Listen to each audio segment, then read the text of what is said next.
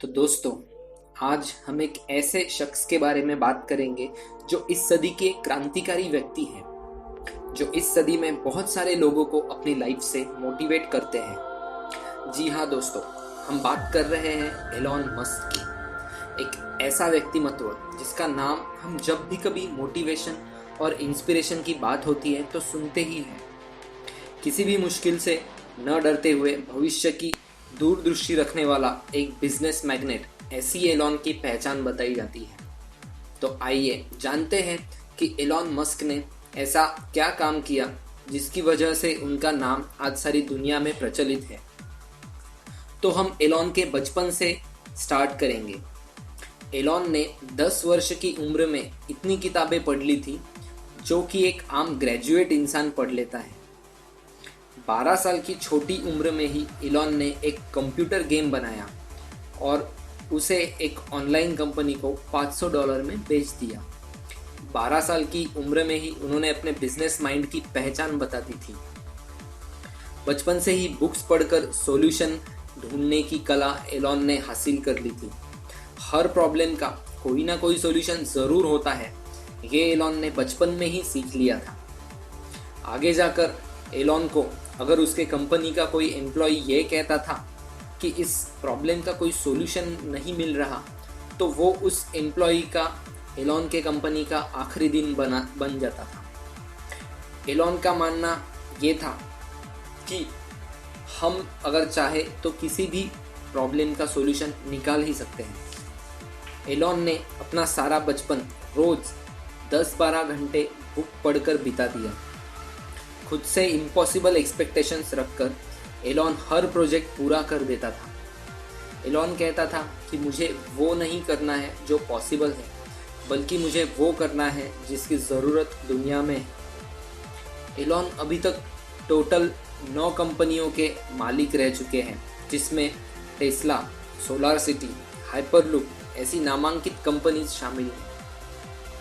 1995 में अपने भाई किम्बल के साथ उसने Zip2 नाम की एक कंपनी स्टार्ट की, जिसमें उन्होंने खुद भी इन्वेस्टमेंट की और उनका कंसेप्ट सुनकर बहुत से और इन्वेस्टर्स ने भी इस कंपनी में योगदान दिया।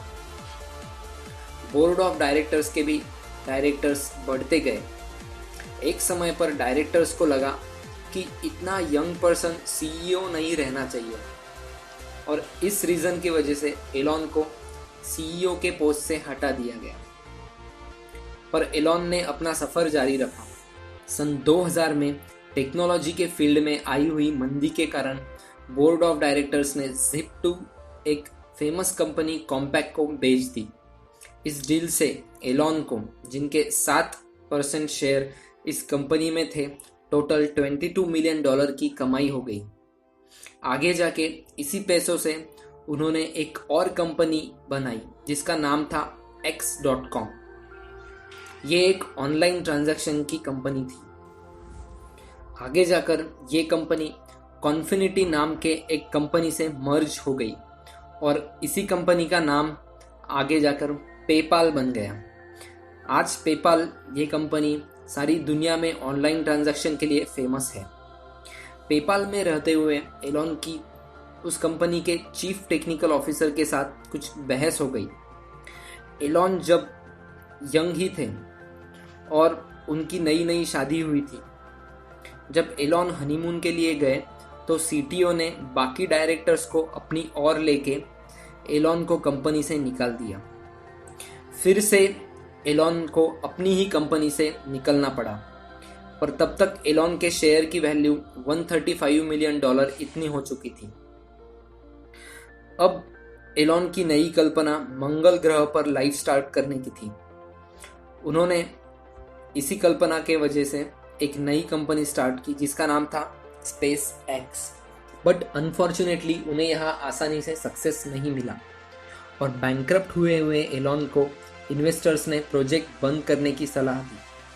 पर जो इतनी आसानी से हार मान ले वो एलॉन कैसा। उसने और एक प्रोजेक्ट की अनाउंसमेंट कर दी जिसमें उन्हें सफलता हासिल हुई। अब एलॉन की हेल्प नासा भी लेती है। रीयूजेबल रॉकेट, ये कंसेप्ट एलॉन ने ही सारी दुनिया के सामने लाया। नासा के लिए इक्विपमेंट्स, कार्गो और सैटेलाइट स्पेस में पहुंचाने का काम अब स्पेस एक्स कंपनी करती है। स्पेस एक्स के साथ ही टेस्ला मोटर्स में इन्वेस्टमेंट कर वो टेस्ला मोटर्स के भी सीईओ बन गए और एलॉन के एक्सपीरियंस से टेस्ला भी आज बहुत ऊंचाइयों पर पहुंच गई है। तो दोस्तों, इतनी बार फेल्योर का सामना करते हुए भी हर बार एलॉन एक नई एनर्जी के साथ आगे बढ़ते गए। आज उनकी टोटल नेटवर्थ $20 मिलियन इतनी हो गई है। तो दोस्तों, हम में से बहुत लोग हैं जो कोई नया काम स्टार्ट करना चाहते हैं, वो एलॉन का आदर्श अपने सामने रख सकते हैं। याद रखिए, फेल्यूर से हारना नहीं है, उससे सही सीख लेकर फिर से नई एनर्जी के साथ एक नया काम स्टार्ट करके हमें आगे बढ़ता रहना चाहिए। आशा है कि आपको ये वीडियो पसंद आया हो। अगर पसंद आया हो तो प्लीज़ लाइक करें, सब्सक्राइब करें और शेयर करें।